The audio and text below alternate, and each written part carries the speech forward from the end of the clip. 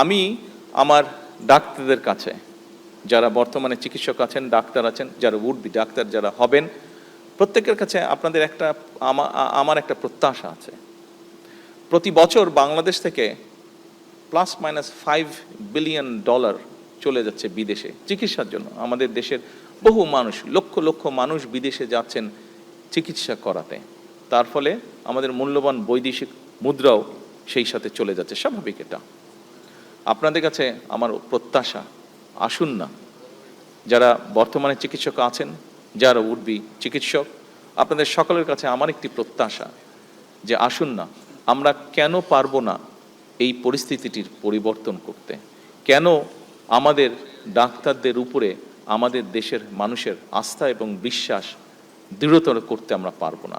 এটি আমরা কোনো আইন দিয়ে করতে পারবো না, এটি আমরা কোনো প্রতিষ্ঠান দিয়ে আমরা করতে পারবো না। এটি একমাত্র সম্ভব হবে আপনাদের মানবিক অ্যাপ্রোচ এবং আপনাদের সঠিক সুষ্ঠু চিকিৎসা প্রদানের মাধ্যমে।